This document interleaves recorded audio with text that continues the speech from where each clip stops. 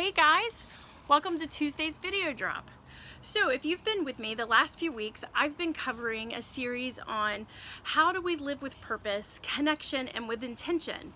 And I started with a small circle, which is ourselves in that middle circle, in the middle of our circle, and then we expanded it to a little bit more to our spouses and our partners. And then last week, if you were here, I talked about how do we live with purpose, connection, and intention with our children. So I hope if you're tuning in for the first time that you'll go back and watch those videos. And if not, welcome to this week. We're going to start talking about, we're going to expand our circle a little bit more to our extended family and to our friends that are in the inner circle.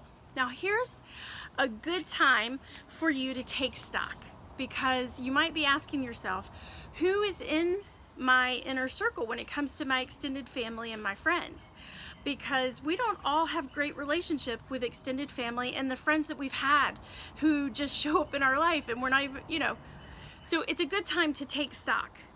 How do we do that? Here's how let me give you a little side note, okay? Here's how I help people understand who are the family and friends who are in our inner circle. How do we measure that? Here's how I do it. For family and friends, number one, family and friends that are in the inner circle who belong there are people who support and encourage you. They're your cheering section. They are your biggest fans. Number two, they are honest with you.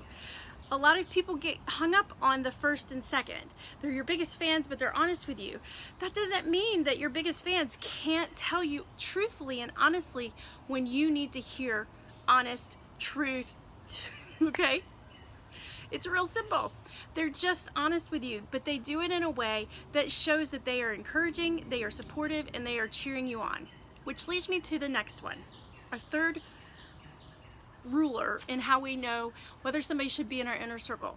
They are emotionally available. This one is key, because if you're doing something exciting in your life, these people, this person, is somebody who is going to be there emotionally. They're not your negative Nellies. They're not the ones who are, all they can think of how it can all go wrong or how it shouldn't be.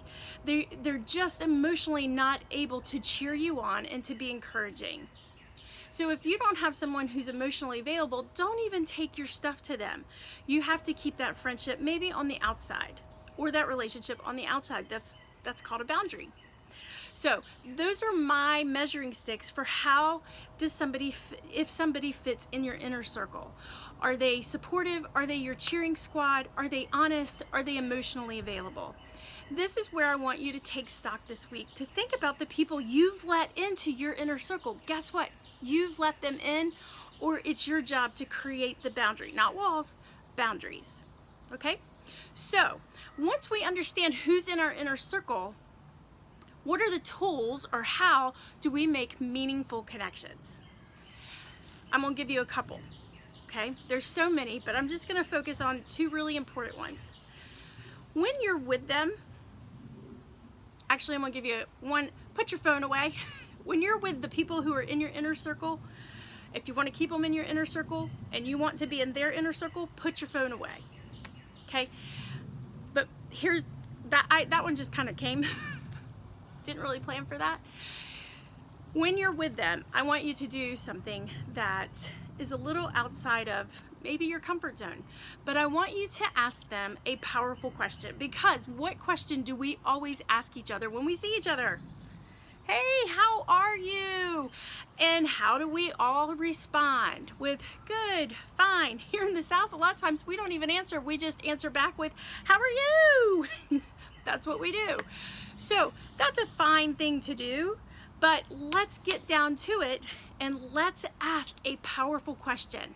I know what you're thinking, Michelle, what's a powerful question? I'm gonna give you one example. Here it is. Hey, tell me what's working for you right now. Powerful question. Why is this a powerful question?